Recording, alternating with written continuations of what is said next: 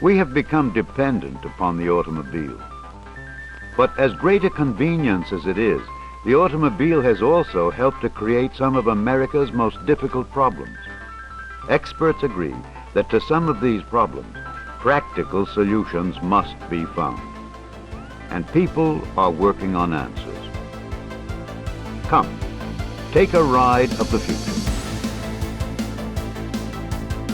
In 1975, the Morgantown Personal Rapid Transit System began operation, shuttling students, faculty, and staff between campuses and around West Virginia University in Morgantown.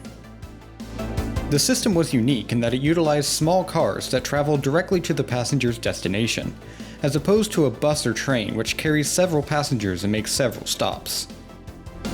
Funded by the U.S. Department of Transportation as a testing ground for the technology, the entire system was built by Boeing.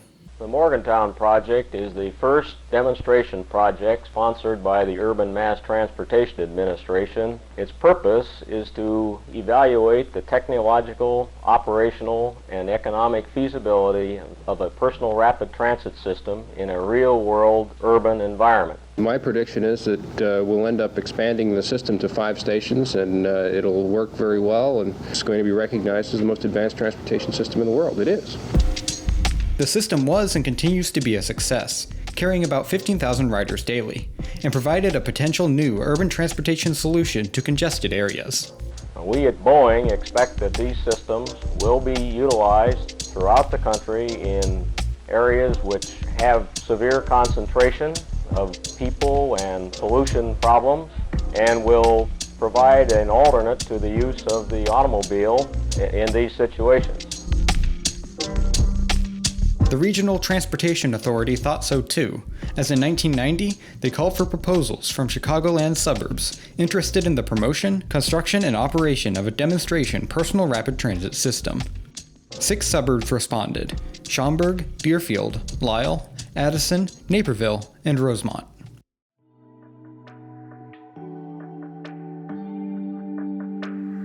Rosemont is sandwiched between O'Hare Airport and a forest preserve.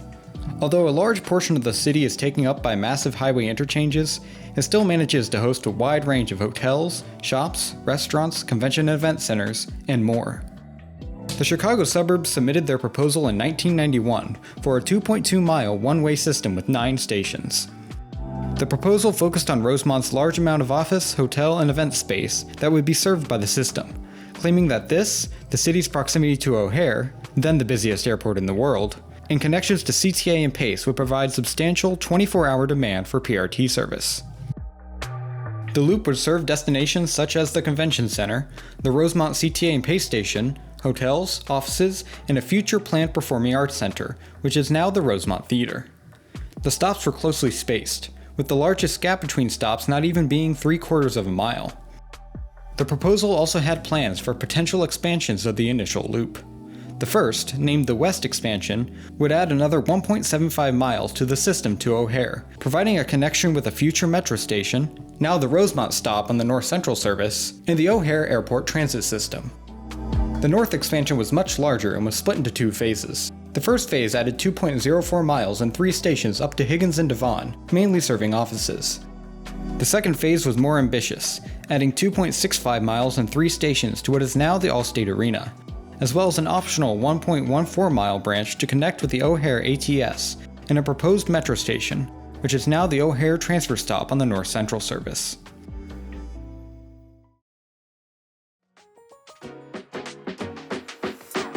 The proposal estimated between 9,000 and 12,000 daily riders, with annual ridership up to 3.8 million and up to 6.9 million after planned development around the system.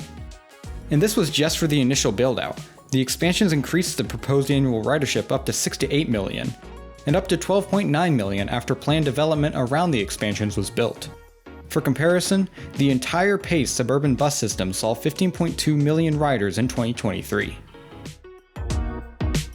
Needless to say, Rosemont had big plans and expectations for the initial deployment and expansion of the PRT system, and out of the proposals, Rosemont's was chosen to move forward. It makes sense.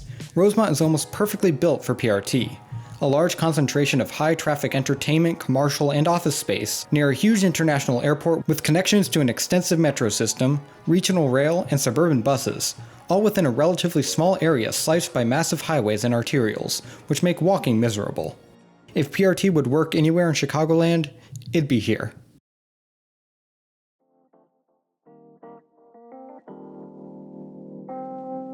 The technology chosen for the system was the PRT2000, purchased and developed by defense contractor Raytheon. Sometime in the late 90s, they opened a 650-meter test track at their facility in Massachusetts. Despite the very first test car going backwards, the RTA was pleased.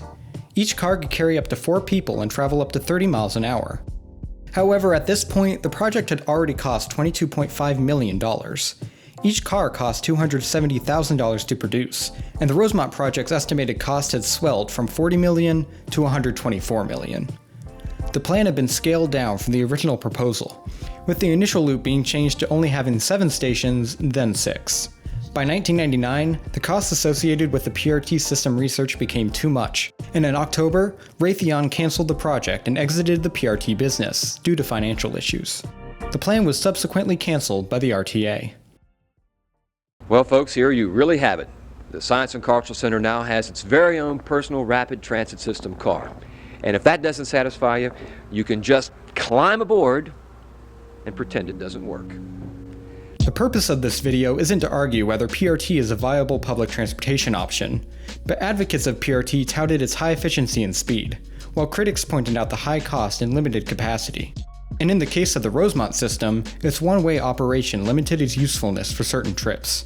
For example, someone at the CTA station wanting to go to the convention center would need to ride all the way around the track, granted without making any other stops. As of today, no PRT system exists in Rosemont, or rather the entire Chicagoland area.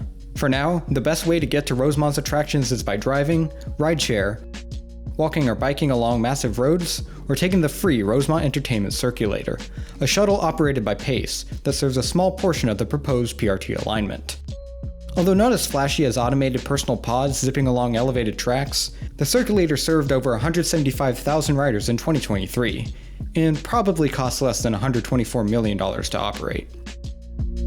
Although it's very unlikely the Rosemont PRT system will ever be built, it's still fun to imagine what could have been Chicagoland's own ride of the future.